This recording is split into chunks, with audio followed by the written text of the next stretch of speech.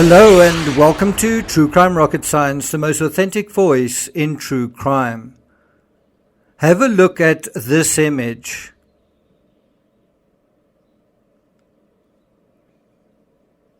Without knowing the context, what do you see? Do you see an accident or foul play? Do you see two criminals pursuing a helpless victim, perhaps trying to kill her or drown her? Or do you see two heroic police officers trying to save her life? Intertextually, and this is just a primer for a much larger, deeper dive into the subject matter, the most important insight we get into the Kiely Rodni incident is A, the BMW's nose and front seats, including the driver's seat, are underwater in this image. Where is the driver in this image? Why isn't the driver still sitting in the driver's seat, trying to get out there? Because that's where you'd expect her to be, right? And B, well, the driver has instead scrambled to the rear of the vehicle, the very rear, and she's pressing her head as far as it will go into the very rear and ceiling area of the vehicle. In other words, she's following the air pocket. But if she's in the back, how could she drive herself from the back into the Waitemata Harbour in Auckland, New Zealand? And that happened at 3 p.m. on a Tuesday, obviously in broad daylight. To reiterate, she's in the back of the vehicle. She's not in the driver's seat. Does it look suspicious to you? Before we get to the rest of this episode, if you haven't subscribed to the channel, please do. Like, share, leave a comment, and let's get started. So this poor woman is in the back of the vehicle. She's not in the driver's seat. Does it look suspicious? Should they call law enforcement? Well, as it happens, those people immediately surrounding the vehicle, those in light blue shirts, they are two New Zealand police officers. The one is Constable Paul Watts and the other Simon Russell. One of them tries to smash a window with a police baton. You can actually see him running into the water here. The baton is in his right hand, facing away from the camera. The man in the blue shirt, I think he's a local fisherman. He's beside the vehicle. His name is Erwin Campos, a Glenfield fisherman. And Campos is trying to prevent the rear from tilting upward. He's trying to keep the car balanced. How much success do you think he's going to have trying to just hold the vehicle? Anyway, the next thing, the officer makes his way around and begins smashing against the BMW driver's window with all his might. In this image, you can see there are 4 people close at hand. 5 if you include the photographer who's on shore taking these images. His name is Simon Maud. All of them are in relatively shallow water, and they're simply trying to get the blonde 63-year-old woman on the inside out. It's quite simple. There are 4 people there. They just want to try and get the woman who's inside the vehicle out. Now, according to autoblog.com, which reported on this incident, quote, "Their failed efforts wasted precious time.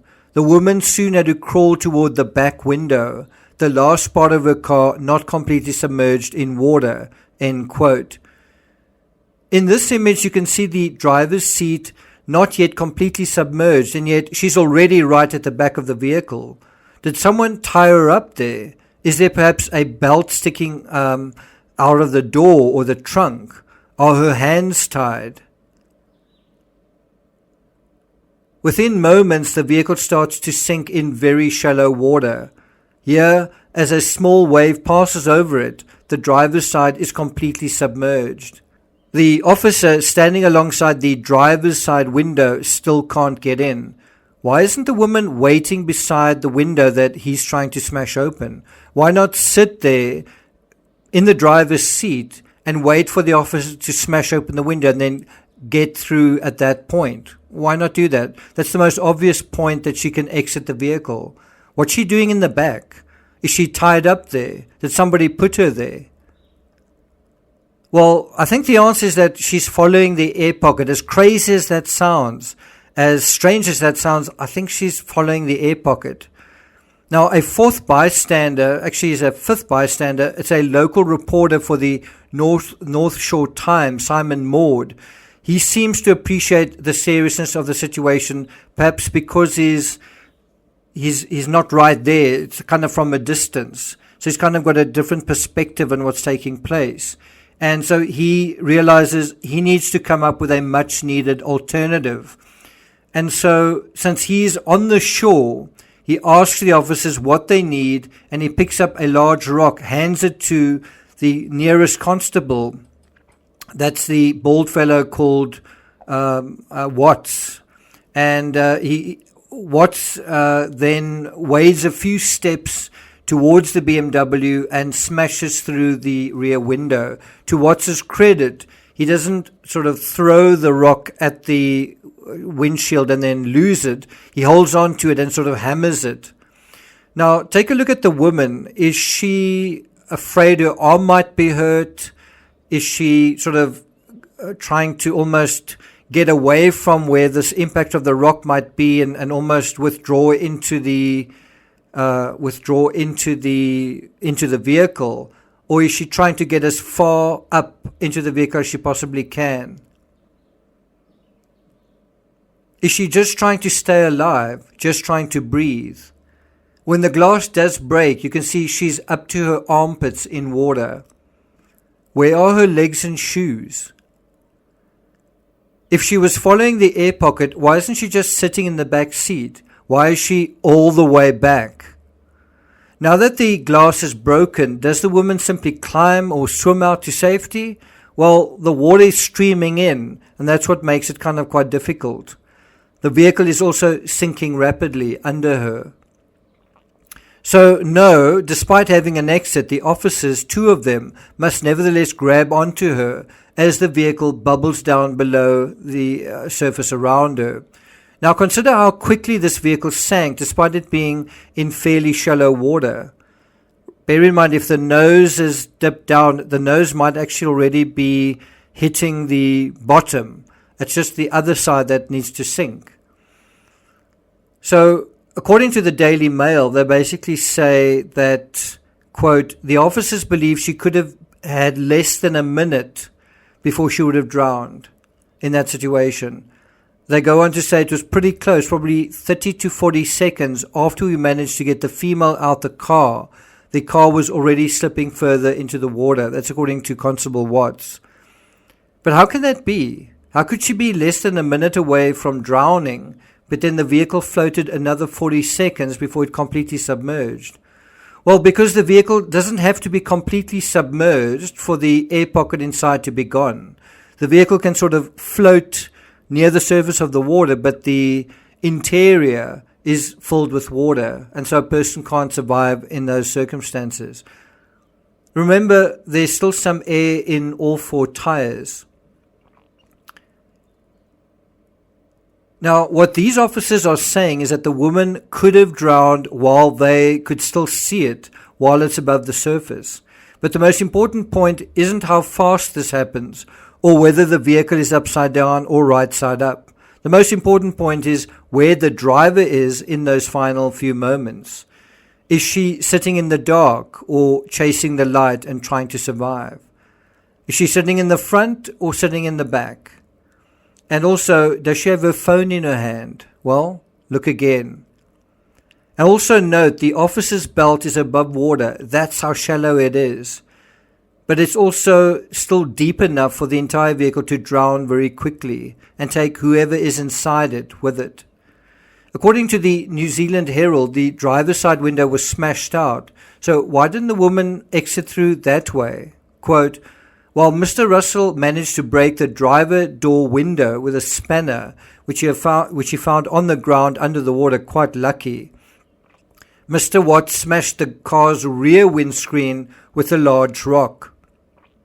The New Zealand Herald goes on to say, at that time the car actually started to move very fast into the water. I was trying to hold the car, slowing it down from entering the water, Mr. Russell said. Once Mr. Watts cleared some of the glass at the rear of the car, Mr. Russell ran around to help him drag the woman from the car. So it seems like there was a moment of delay where he broke the glass, but then he tried to clear it away to try and pull the woman out without, I guess, cutting her on the sides of it. The article adds, the circumstances leading to the car ending up in the water are being investigated. Do you think it might be foul play? According to autoblog.com, police are still investigating what caused the accident. Why are police investigating an accident? Doesn't this mean there was foul play? Or perhaps because it's an active investigation, no one's allowed to say anything about it. Anyway, according to the article, quote, the two officers who saved the woman's life, Paul Watts and Simon Russell, have described the dangerous rescue and revealed they believed she could have been less than a minute away from drowning. When we entered the water, I was talking to one of the members of the public who was trying to balance the vehicle, and he said he was looking for a rock to try and smash the window, Mr. Russell told the New Zealand Herald. He said once his baton failed, he successfully broke the window with a rock, but by this time the car was sinking at a rapid rate. At that time, the car actually started to move very fast into the water. I was trying to hold the car, slowing it down from entering the water. Mr. Watts and Mr. Russell managed to pull the woman from the car, but they said they got her out just in time. Now think about it. There are 4 people on scene, and this woman barely survived.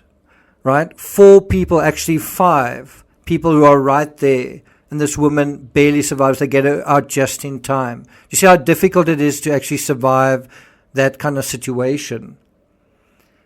So it subsequently came to light that the woman crashed her E46 BMW M3 through the wall of a car park. Do you think she did this on purpose or by accident? Another article refers to her as a petrified woman who was squashed up against the rear window as the front end of the BMW was rapidly submerging into the Waitemata Harbour in Auckland at 3 p.m. on Tuesday. So I hope you found this interesting, an interesting intertextuality to the circumstances of the Honda in the Prosser Lake. But this was just a primer for a special live I'm doing later today, where we'll be digging a lot deeper into other important intertextualities. If you found this interesting or fascinating, I hope you'll join me for that as well. It'll be a subscribers-only discussion, so please do subscribe and share if you haven't already. Thank you for listening, and I'll see you guys next time.